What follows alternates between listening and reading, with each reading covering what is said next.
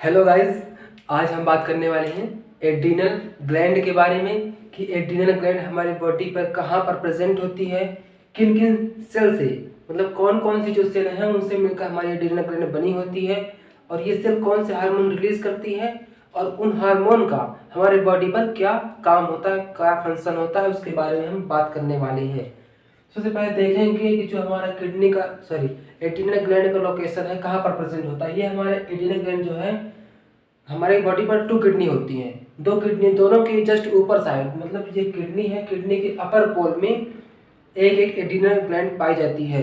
मतलब जो किडनी होती है उसके जस्ट ऊपर साइड एक एड्रिनल ग्लैंड पाई जाती है। हमारी बॉडी पर 2 किडनी हुई तो 2 हमारी बॉडी पर एड्रिनल ग्लैंड पाई जाती है। इसका हम देखेंगे कि हमारी बॉडी पर 2 हो गई, right adrenal gland and left adrenal gland. तो आपको एक ही ग्लैंड की द्वारा समझाने की कोशिश करेंगे। तो देखेंगे कि एड्रिनल ग्लैंड की लंबाई कितनी होती है। इसमें देखेंगे इसकी लेंथ,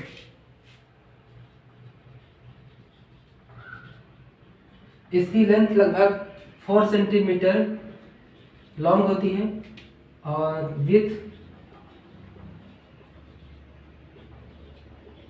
3 सेंटीमीटर। एंड इसका वजन मीन्स इसका वेट लगभग होता है 4 to 5 ग्राम। ये हमारी बॉडी पर इसका मेजरमेंट इसके द्वारा किया जाता है। अब हम देखते हैं कि जो हमारी एड्रिनल ग्लैंड होते हैं उसके पार्ट्स के बारे में कि कितने पार्ट में डिवाइड होता है। सबसे पहले देखेंगे कि जो हमारा एड्रिनल ग्लैंड होता है ये 2 पार्ट्स में डिवाइड होती है। कौन कौन सी? जो हमारा ये आउटर पार्ट होता है बाहरी साइड का, ये देखिए आप इसे देख पा रहे हैं कि ये 2 पार्ट बन गए हैं। पहला पार्ट ये और दूसरा पार्ट ये इसके अंदर वाला। तो जो फर्स्ट पार्ट है आउटर पार्ट, इसे बोलेंगे एड्रिनल कॉर्टेक्स। ये हो गया एड्रिनल कॉर्टेक्स। और जो अंदर का पार्ट है यहाँ का, इसे बोलेंगे एड्रिनल मेडुला।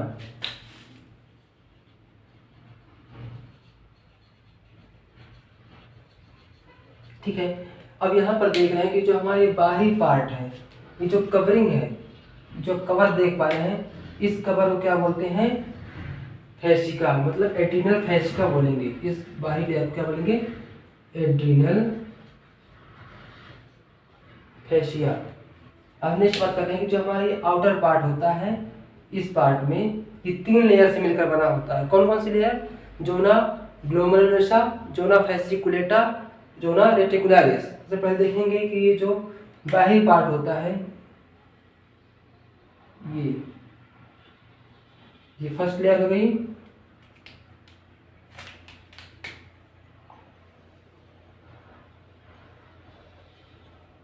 जैसे आप देख पा रहे हैं कि ये जो आउटर पार्ट है यहां से लेकर यहां तक, इसे क्या बोलेंगे? Zona glomerulosa. ठीक है। और जो मिडिल का पार्ट है बीच वाला, किसका? जो एड्रिनल कॉर्टेक्स है उसके बीच का पार्ट, उसे क्या बोलेंगे? जोना फैसिकुलेटा।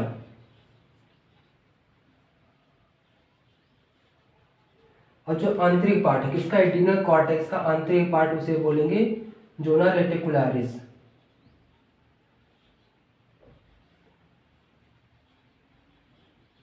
ये हो गए एड्रिनल कॉर्टेक्स के बाहरी लेयर के तीनों लेयर्स के नेम। ठीक है। अब देखते हैं जो अंदर का पार्ट होता है उसमें सेल पाई जाती हैं। कौन सी? Chromatin cell. वहां पर 2 टाइप की सेल प्रेजेंट होती हैं। कौन कौन सी? इफिनेफ्रिन और नॉन इफिनेफ्रिन। ठीक है। यहाँ पर 2 टाइप की सेल प्रेजेंट होती हैं। जैसे आप देख पा रहे हैं कि ये कुछ ब्लू कलर की सेल है और ये कुछ रेड से इसका कोई मान्यता मतलब नहीं होता है, लेकिन यहाँ पर 2 टाइप से प्रेजेंट होती हैं। आपको दिखाने के लिए बता रहे हैं कि यहाँ पर 2 टाइप से दिख रही है, जैसे आपको देख पा रहे हैं। तो इन सेलों को क्या बोलते हैं? Chromatin cell. तो ये 2 टाइप से प्रेजेंट होती हैं। जैसे आप देख पा रहे हैं कि इसे हम बोल सकते हैं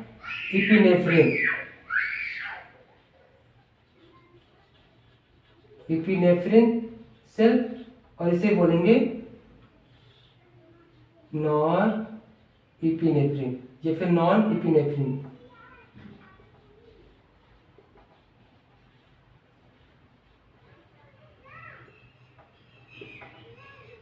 नॉन इफिन। इसी का दूसरा नाम क्या होता है?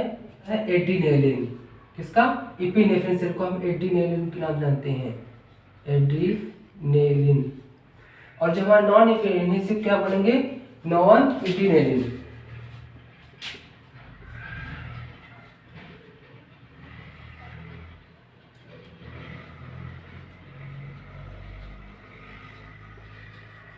जैसा कि आप देख पा रहे हैं कि अभी आप बताया कि हमारा जो एड्रीनल ग्लैंड कितने परसेंट में पाया होता है? 2 टाइप में डिवाइड होता है। कौन कौन से? एड्रीनल कॉर्टेक्स और एड्रीनल मेडुला। तो एड्रीनल कॉर्टेक्स में 3 लेयर प्रेजेंट होते हैं। कौन कौन सी? जोना ग्लोमेरुलोसा, ये जोना ग्लोमेरुलोसा हो गया, जोना फेसिकुलेटा और जोना रेटिकुलरिस। और जो आंतरिक पार्ट होता है कौन सा? एड्रीनल मेडुला का। तो एड्रीनल मेडुला में 2 टाइप सेल प्रेजेंट होती है, जिन्हें दोनों में क्या बोलेंगे? Chromatin cell. और जो हम देख पा रहे हैं कि जो हमारी 2 सेल होती है कौन कौन सी होती हैं? इपिनेफ्रिन और नॉन इपिनेफ्रिन। तो इपिनेफ्रिन का दूसरा नाम क्या होता है? एड्रीनेलिन। और नॉन इपिनेफ्रिन का दूसरा नाम क्या होता है? Non adrenaline. इसके बाद हम बात करने वाले हैं कि ये जो हमारा इपिनेफ्रिन सेल है, नॉन इपिनेफ्रिन सेल है, जोना ग्लोमेरुलोसा है, जोना फेसिकुलेटा है, जोना रेटिकुलरिस है, इनमें से कौन कौन से हार्मोन रिलीज होते हैं, उनका वर्ग क्या है? तो नेक्स्ट जैसे हम आपको बताएं कि जो हमारा एड्रीनल कॉर्टेक्स है उसमें 3 लेयर प्रेजेंट होती हैं। कौन कौन सी? जोना ग्लोमेरुलोसा हो गई, जोना फेसिकुलेटा और जोना रेटिकुलरिस। तो इन तीनों लेयर में हम जो बता रहे थे कि हार्मोन रिलीज होता है, तो कौन कौन से हार्मोन रिलीज होते हैं? जो हमारा ग्लोमेरुलोसा पार्ट हो गया, वहाँ से मिनरलोकॉर्टिकॉइड जो हमारे मिनरल्स के लिए जो पूर्ति करने के लिए हेल्प करते हैं, वो हार्मोन रिलीज होते हैं, जिसे हम बोलेंगे मिनरलोकॉर्टिकॉइड। जो हमारा ग्लोमेरुलोसा पार्ट है वहाँ से मिनरलोकॉर्टिकॉइड रिलीज होते हैं। और जो फेसिकुलेटा पार्ट है वहाँ से ग्लूकोकॉर्टिकॉइड रिलीज होते हैं। और जो हमारे जोना रेटिकुलरिस है वहाँ से गोनाडोकॉर्टिकॉइड, मतलब जो हमारे सेक्स हार्मोन होते हैं, और उसके साथ साथ कुछ मात्रा में ग्लूकोकॉर्टिकॉइड भी प्रेजेंट होते हैं, वो इस पार्ट से रिलीज होते हैं। इसमें देखिए मिनरलोकॉर्टिकॉइड में कौन सा हार्मोन होता है? सबसे पहले इसका मेन हार्मोन होता है एल्डोस्टेरॉन। एल्डोस्टेरॉन। इसके अदर जो हार्मोन जैसे कॉर्टिसोल हो गया, डीऑक्सीकॉर्टिसोन हो गया, कॉर्टिसोल हो गया, कॉर्टिकोसोन हो गया, ये भी हमारे मिनरलोकॉर्टिकॉइड के अंदर आते हैं। इनका काम क्या होता है? जो हमारी किडनी की ट्यूब होती हैं, उन किडनी ट्यूब में जिसके यूरिनरी के थ्रू जो कनेक्ट होता है, जिससे हमारी यूरिन के थ्रू कैल्शियम और पोटेशियम लेवल बाहर जा रहा है, उसको रेगुलेट करने के लिए, मतलब जो रीएब्सॉर्प्शन की प्रक्रिया है, रीएब्सॉर्प्शन की प्रोसेस है, उसको क्या करता है? कम करता है, जिससे हमारा जो मिनरल का लेवल है हमारे बॉडी पर, इलेक्ट्रोलाइट बैलेंस है, वो क्या है? मेंटेन रह सके, इम्बैलेंस ना हो, जिससे हमारी कोई डिसीज कंडीशन ना हो। इसलिए हमारा ये एल्डोस्टेरॉन हो गया और जो डीऑक्सीकॉर्टिसोन हो गया, कॉर्टिसोल हो गया, इनके थ्रू हमारे मिनरल को मेंटेन करता है। जो हमारी थर्स्ट, जो हमारी प्यास होती है, उसको मेंटेन करने के लिए, जिससे हमारा हाइपोथैलेमस कनेक्ट होता है, वो हाइपोथैलेमस हमारे मेंटेन करने के लिए मिनरलोकॉर्टिकॉइड को रिलीज करता है। अब नेक्स्ट हम देखेंगे कि जोना फेसिकुलेटा पार्ट से कौन कौन से हार्मोन रिलीज होते हैं। इसमें देखेंगे ग्लूकोकॉर्टिकॉइड होता है रिलीज। तो ग्लूकोकॉर्टिकॉइड में कौन कौन से हार्मोन आते हैं? कि जो हमारा एड्रीनल कॉर्टेक्स का मिडिल लेयर होता है, जिसे हम बोलते हैं जोना फेसिकुलेटा, उस वो हार्मोन कौन सा हार्मोन निकलता है? ग्लूकोकॉर्टिकॉइड। ग्लूकोकॉर्टिकॉइड में कौन कौन से हार्मोन आते हैं? जैसे हमारा मेन हार्मोन आएगा कॉर्टिसोल, जिसे हम लाइफ सेविंग हार्मोन के नाम से जानते हैं, लाइफ सेविंग हार्मोन। और कौन सा हार्मोन होगा? जैसे कॉर्टिकोस्टेरॉन। नेक्स्ट आता है कॉर्टिसोन। तो जब कॉर्टिसोन होता है, इसमें जो कॉर्टिसोल है, इसे हम बोलते हैं लाइफ सेविंग हार्मोन। इसे लाइफ सेविंग हार्मोन क्यों बोलते हैं? इसमें आप देखिएगा कि जो हमारा जितने भी हमारे प्रोटीन, जैसे ग्लूकोज लेवल बढ़ता है, तो हमारा कॉर्टिसोल ही इसका क्या करता है? हेल्प करता है, उसको बढ़ाने में, ग्लूकोज लेवल को बढ़ाने के लिए हेल्प करता है। और जो हमारे प्रोटीन लाइसिस, मतलब जो हमारी एनर्जी चाहिए, तो प्रोटीन की जो हमारे मॉलिक्यूल है उसको तोड़ने के लिए, मतलब उसका ब्रेक डाउन करने के लिए क्या करता है? जो कॉर्टिसोल होता है रिस्पॉन्सिबल होता है हमारे प्रोटीन का ब्रेक डाउन करने के लिए, ग्लाइकोजन का ब्रेक डाउन करने के लिए, और जो हमारा ग्लिसरॉल हो गया, फैटी एसिड, प्रोटीन्स, लिपिड्स हो गए, इन सभी का क्या होता है? ब्रेक डाउन करने के लिए। तभी हमें आपको क्या मिलती है? एनर्जी, जिससे हमारी क्या लाइफ सेव होती है। इसलिए हम बोलेंगे cortisol is the life saving hormone. Next हम बात करते हैं जोना रेटिकुलरिस के बारे में, जो कि हमारे एड्रीनल कॉर्टेक्स का आखिरी अंतिम लेयर होती है, जो कौन सा हार्मोन निकालती है? गोनाडोकॉर्टिकॉइड। और कुछ मात्रा में ग्लूकोकॉर्टिकॉइड, मतलब कुछ मात्रा में इन हार्मोन को भी निकालेगी और कुछ मात्रा में गोनाडोकॉर्टिकॉइड हार्मोन को निकालती है। गोनाडोकॉर्टिकॉइड हार्मोन किसे बोलते हैं? जो हमारे बॉडी में सेक्स हार्मोन होते हैं जो हमारे सेक्सुअल के लिए रिस्पॉन्सिबल होते हैं, वैसे हार्मोन को क्या करती है, रिलीज करती है। देखेंगे इसका हार्मोन कौन से होते हैं, गोनाडोकॉर्टिकॉइड।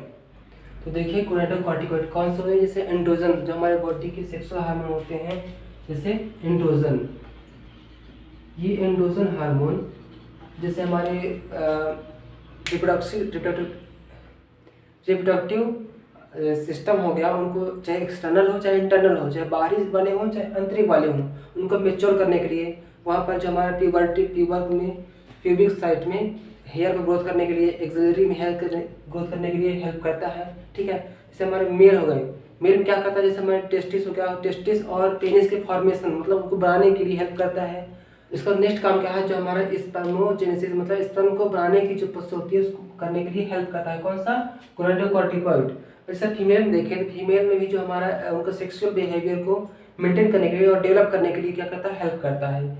और ग्लूकोकॉर्टिकॉइड की बात इसमें हो चुकी है, तो गोनाडोकॉर्टिकॉइड में क्या होगा, एंड्रोजन्स। ठीक है, इसमें जो टेस्टिस में जो है स्पर्म बनने के लिए हेल्प करता है। ठीक है, जो टेस्टोस्टेरोन की प्रेजेंस में होता है, जैसे आप देख पा रहे हैं कि जो हमारा गोनाडोकॉर्टिकॉइड है वहाँ पर एंड्रोजन नामक हार्मोन रिलीज होते हैं जो कि फीमेल के लिए, जो हमारी फीमेल होती है उनको सेक्सुअल बिहेवियर को मेंटेन करने के लिए और डेवलप करने के लिए हेल्प करना रिस्पॉन्सिबल होता है। और जो हमारा उनका एक्सटर्नल और इंटरनल ऑर्गन हो गए, जैसे एक्सटर्नल में हो गया मॉन्स पीवियस, लेबिया मजोरा, लेबिया मनोरा, इनको क्या करता है, डेवलप करने के लिए। जो आंतरिक भी हो गए जैसे यूट्रस और ओवरी, इनको क्या है, मेच्योरिटी के लिए क्या करता है, हेल्प करता है। जो मेल्स की रिप्रोडक्टिव ऑर्गन उसकी उनमें क्या हेल्प करता है, उनका टेस्टिस और पेनिस का पार्ट होता है उसके फॉर्मेशन के लिए। और जो टेस्टिस में जो स्पर्म बन रहे हैं जिसको हम बोलते हैं स्पर्मोजेनेसिस के लिए हेल्प करता है। नेक्स्ट हम देखेंगे एड्रिनल कॉर्टेक्स का पार्ट पूरा कंप्लीट हो चुका है। अब हम नेक्स्ट बात करते हैं एड्रिनल मेडुला के बारे में। इससे जानने से पहले आप यदि आप हमारे चैनल पर नए हैं तो चैनल को सब्सक्राइब कर लें और बेल आइकन दबाना ना भूलें। अब हम नेक्स्ट बात करने वाले हैं एड्रिनल मेडुला के बारे में। जैसे आपको एड्रिनल कॉर्टेक्स के बारे में डिटेल्स दे चुकी हैं, आप बता रहे हैं एड्रिनल मेडुला। इसमें आप देख पा रहे हैं कि क्रोमैफिन सेल और फियोक्रोम सेल लिखा है। तो मतलब जो इसमें प्रेजेंट होती है एड्रिनल मेडुला पार्ट में जो सेल प्रेजेंट होती है उसे बोलते हैं क्या, क्रोमैफिन सेल। इसी का दूसरा नाम क्या होता है, फियोक्रोम सेल। तो इन सेल से मतलब जो क्रोमैफिन सेल्स है इससे टू टाइप के हार्मोन टू टाइप की सेल प्रेजेंट होती हैं। जो क्रोमैफिन सेल होती है वो टू टाइप की सेल होती है। इसमें तो क्रोमैफिन सेल को क्या है, टू टाइप में डिवाइड किया गया है। कौन कौन सी सेल हो गई, एड्रिनेलिन सेल और नॉन एड्रिनेलिन सेल। तो एड्रिनेलिन सेल को हम इपिनेफ्रिन सेल के नाम से जानते हैं और जो नॉन एड्रिनेलिन सेल है उसे हम नॉन इपिनेफ्रिन सेल के नाम से जानते हैं। तो ये जो हमारा जो एड्रिनल मेडुला का पार्ट है उसमें एड्रिनल सेल कितनी परसेंट पाई जाती है, इसका लगभग 90% एड्रिनेलिन सेल प्रेजेंट होती है। और जो बाकी बचा पार्ट है वहाँ पर नॉन एड्रिनेलिन सेल मतलब 10% नॉन एड्रिनेलिन सेल प्रेजेंट होती है। तो इसमें आप वर्ग देखेंगे कि जो हमारा ये adrenal cell non adrenal cell मतलब दोनों मिलकर क्या काम करती है, इनका सिंगल कोई काम नहीं होता, दोनों एक दूसरे पर क्या है, निर्भर होती हैं, एक दूसरे क्या रिस्पॉन्सिबल होती हैं। इसका सबसे पहला काम क्या होता है, जो हमारा वासोडाइलेशन मतलब जो हमारी वेसल्स होती हैं उसको डायलेट करने के लिए, जो हमारा पेपिलरी मतलब जो हमारी पलकें होती हैं, आँख की पुतलियाँ होती हैं, क्या करता है, रेगुलेट करने में हेल्प करता है। यहाँ वहाँ जो हमारी आँख का मूवमेंट है अगर आप देखना चाहते हैं यहाँ वहाँ देखने के लिए क्या करता है, इसका हेल्प करता है। सबसे पहले देखेंगे। नेक्स्ट हम बात करते हैं कि जो हमारा अलर्टनेस मतलब जो हम अलर्ट रहते हैं उसके लेवल को बढ़ाने में हेल्प करता है। और जो हमारी स्वेट ग्लैंड जो हमारी मतलब स्वेटिंग करने के लिए, स्वेटिंग मतलब जो हमारा पसीना होता है उसको रिलीज करने के लिए कौन सा हार्मोन, ये जो हमारा एड्रिनल सेल और नॉन एड्रिनल सेल रिस्पॉन्सिबल होती है, इनसे कौन सा हार्मोन निकलता है, कैटेकोलामिन। ये जो कैटेकोलामिन होता है